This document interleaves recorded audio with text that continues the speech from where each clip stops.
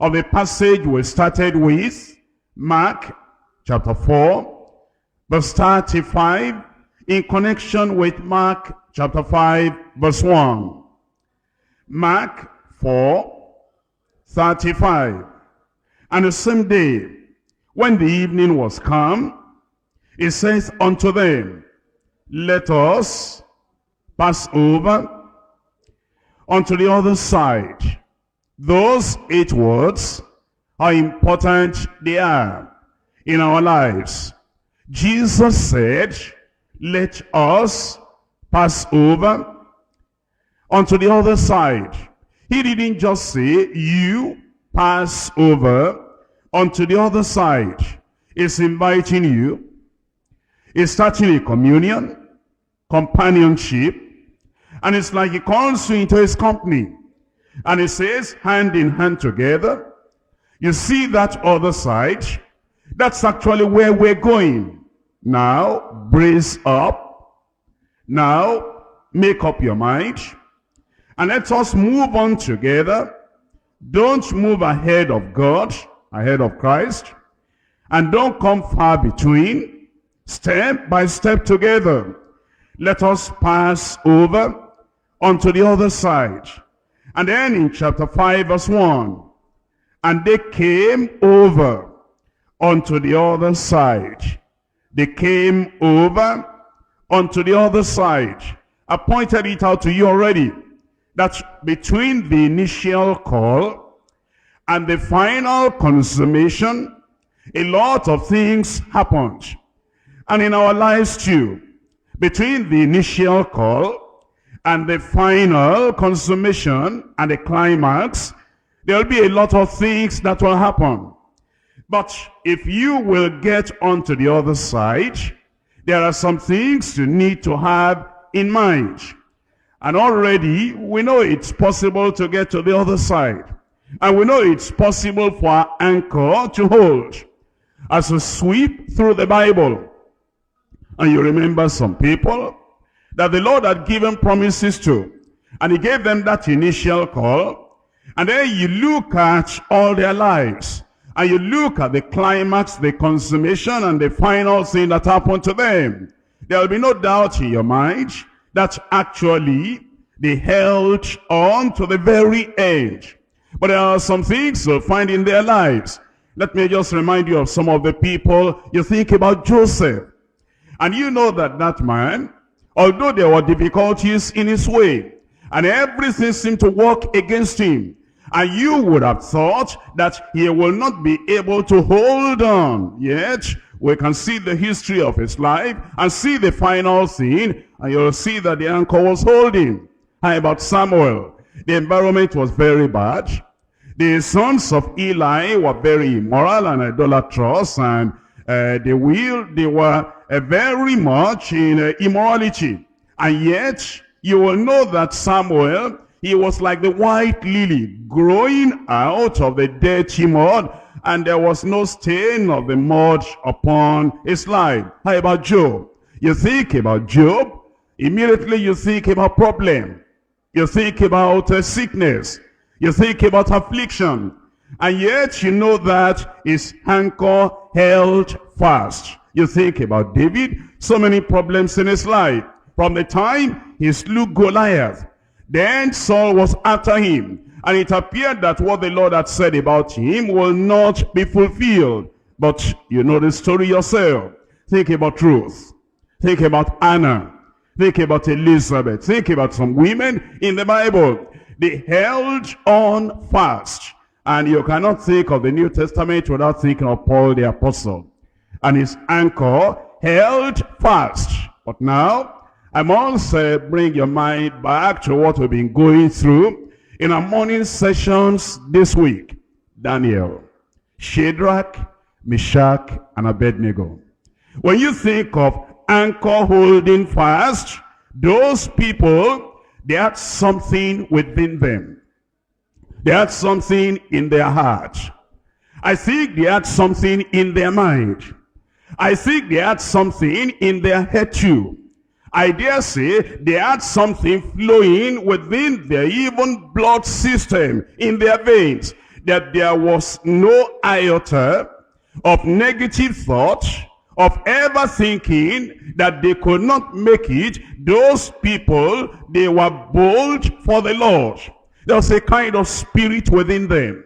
And if you could summarize and get through all the things we talked about Daniel, about Shadrach, Meshach, and Abednego, and you have that same thing within you, I'm sure that when we get to the other side, we'll not be looking before we see you. You'll be conspicuously present there. Now, I'm going to summarize before I get to the points of the message today. 7 things you need. And I see this from the lives of Daniel, Shadrach, Meshach, and Abednego that we've studied already. You're thinking of your anchor holding fast. You are thinking of now you have started and to be able to finish. You are thinking about the fact that now you are amidst the people of God and you want to be there until the trumpet will sound. You are singing with us here on earth. You want to sing with us in heaven. 7 things that you need. Now you understand. When I give you some of these points, I use what we call alliteration. That is, I will make the word start the same way. I do that so as to help your memory. I think one of these days in our Congress, we should talk about how you study and how you are able to get something and retain it. And I do these things deliberately to be an aid to your memory. When you link up the words we're talking about, if you remember the first one, and then you see the way they sound, and the way they are spelled, and the way they look, it helps your memory. So I'm not just doing it for fun, I do it deliberately. I'm sure you know that already. Number 1 is conversion. You see, if you are really going to hold on to the end, how can you hold on to the end without conversion? You are no more dead in sins and trespasses. There is something in your life that is coming from heaven. It's an eternal thing. In fact, it's called eternal life. It's a spiritual thing. It's spiritual life. It's something coming from God himself, from the creator of the heavens and the earth, and it drops in your soul, in your heart. Conversion. Number 2, conviction. Well, a lot of people running about, I'm converted, I'm converted, I'm converted. The problem with them is that although they might be converted, there is no conviction. And I'm telling you that if there is no conviction with the conversion, you are not going to get very far in the Christian life. If you don't stand for something, you will fall for everything. You know, you have no principle. You don't have any conviction. You don't say, on this point, on this principle, on this precept, I stand. And even if there were as many demons, as many evil spirits, as there are slates of asbestos on the roof, I will still be holding on because I have conviction. If you don't have conviction, you'll be a wishy-washy Christian. You'll be so flexible that every wind will be blowing you. There will be no backbone at all. In fact, you'll not be able to place you and say, this is where to find him and this is where to locate her. Therefore, number 2, there is conviction. Number 3, there is what we call commitment or consecration. I pick the word consecration. There is consecration. You consecrate your life. You lay everything upon the altar, and then you say, Lord, here am I, come what may. I am going to follow the Lord until the very end. Number 4 is courage. And you've seen that in Daniel.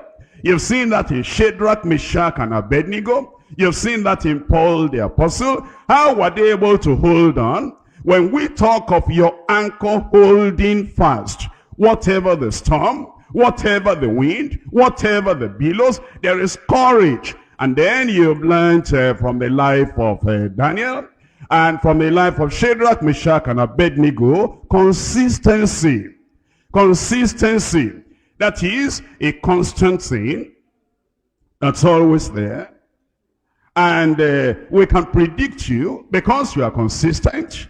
You believed yesterday, you are believing today, and we can judge from the past and the present, and the summary, the totality of the qualities and characteristics in your life, we know we're going to find you believing tomorrow, because there is something, a continuum. There is something that is all in your life. Whatever else is there, whatever problems you are going through, whatever victories you are having, whatever it is, there is something that is always there, and there is a consistency about you. Because of that, we know that you are going to hold on till the very end. Now, this new one I'm introducing now, I didn't mention any of these last two now during the message. Some of these other ones I've mentioned already in the messages. But now number 6 is a conquering spirit.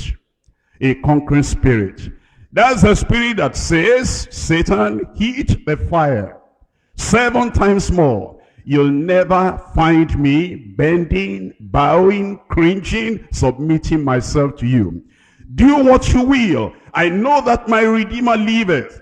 And I know that after all these things, after all the winds are blown, you will find me standing. If you think that because you are hitting the flame, and you think you have hitting the furnace, if you think I'm going to bend, if you think I'm going to bow, if you think I'm going to cringe, if you think I'm going to backslide, you have the biggest joke of your life. I am going to keep on standing, and standing on what I believe, no matter how hot the flame, the fire may be. That's a conquering spirit.